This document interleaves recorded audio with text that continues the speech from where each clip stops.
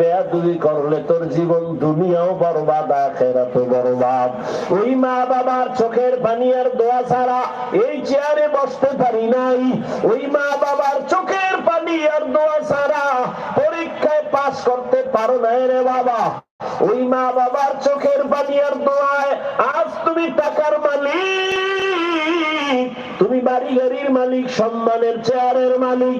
আজ ওই মা বাবারে কে কোথায় রাইখা বন্ধু নিয়ে ঘুরো, বান্ধবী নিয়ে ঘুরো। এক বুড়া দাড়িওয়ালা মানুষ ঢাকার শহরে রিক্সা চালায়। অনেক আগে ও বুড়া কষ্ট হয় তা রিক্সা চালাইতে, তখন তোর অটো মেশিন ছিল না, পায়ে পেট্রোল দিয়ে চালায়। ও বুড়া বাবা আপনি রিক্সা চালান, আপনার কি ছেলে মেয়ে নাই? কাহা আছে ছেলে কই?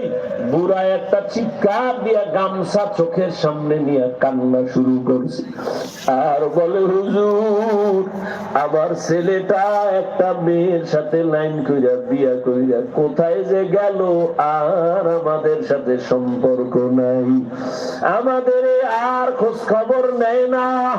আল্লাহ দিছে একটা কন্যা, কবল বুঝি খারাপ।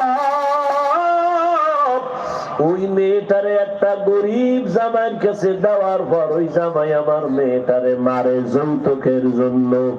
আমার মেয়েটা মাসে মাসে আইসা ওর মায়ের কাছে জামাটা উঠে কয়, মা তাকে দেখো কত বেতের বাড়ির আঘাত।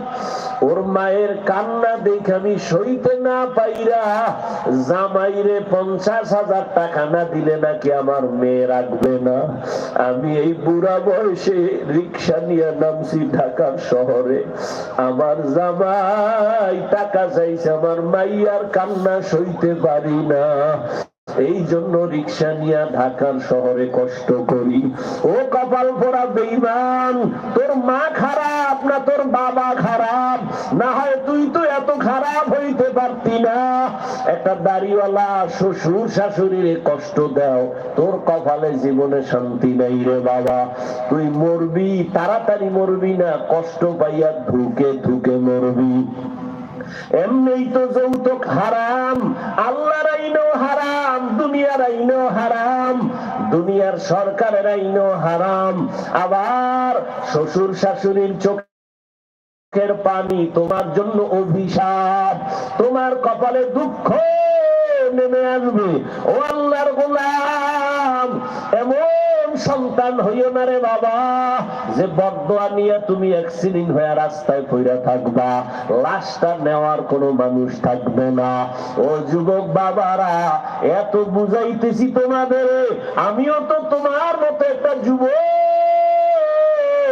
আমি যে এতক্ষণ কষ্ট করে তোমাদের বয়ান করি, একবারও তো বলি নাই আমি 5 কল্লি মাথায় দিছি, তোমরাও যদি না দাও তোমরা ধ্বংস, একবারও বলি নাই।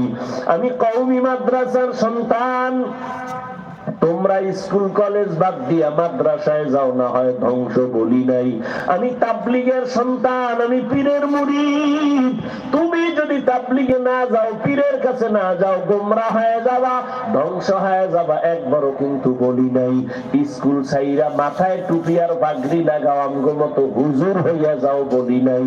বরং আমি কি বলি শোন, ও যুবক বাবারা, স্কুলে পড়ো, কলেজে পড়ো, চাকরি করো, ব্যবসা করো, অন্তর ভইরা দোয়া করি আলহামদুলিল্লাহ, আল্লাহর কাছে দোয়া করি, তোমার কাছেও আমি একথা আবদার জানাই, স্কুল ছাইরো না, কলেজ ছাইরো না, লেখাপড়া ছাড়িও না। ডাক্তার হও, ইঞ্জিনিয়ার হও, প্রফেসর হও, একজন ডাক্তার, একজন ব্যবসায়ী হও, একজন তুমি চাকরিজীবী হও, তবে আমার দাবি একটা, সামান্য বেয়াদব হইও না রে বাবা।